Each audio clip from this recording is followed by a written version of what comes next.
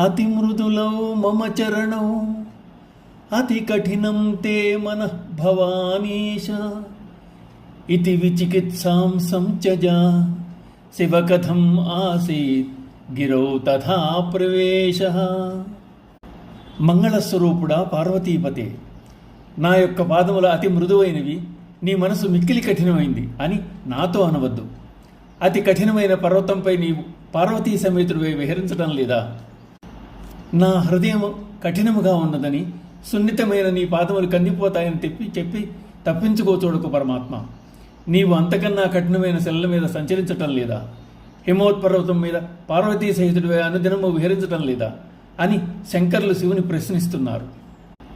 శివునకు కొండల మీద గుట్టల మీద సంచరించడం అంటే చాలా ఇష్టం. కరకురాతి నేలల మీద తాండవ నృత్యం ఆడడం అంతకన్నా ప్రీతి. రాతి మీద ఉన్నా ఏమీ పట్టదు, ధ్యానముద్రలో ఉండిపోతాడు.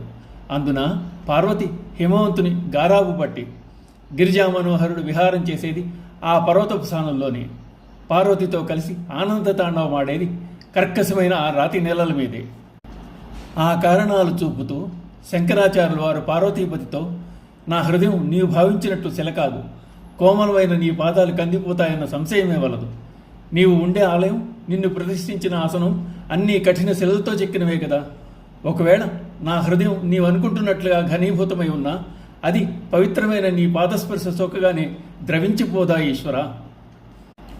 నేను నీ భక్తుడను, నీపై అచంచలమైన భక్తి శ్రద్ధలు కలవాణ్ణి. నీకు తెలియదా? నా హృదయం నీవు ఊహించినట్లుగా కఠినమైంది కాదు. సందేహమును విడిచిపెట్టు, నీ ఇచ్చం వచ్చిన రీతిని అందు విహరించు.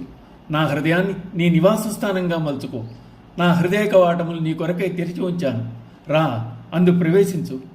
అమందానంద కందళిత హృదయారవిందుడివై అందు కొలువు చెయ్యి అని తన హృదయం యొక్క సున్నితత్వం తెలిపి పరమేశ్వరుని ఒప్పించే ప్రయత్నం చేశారు శంకరాచార్యుల వారు.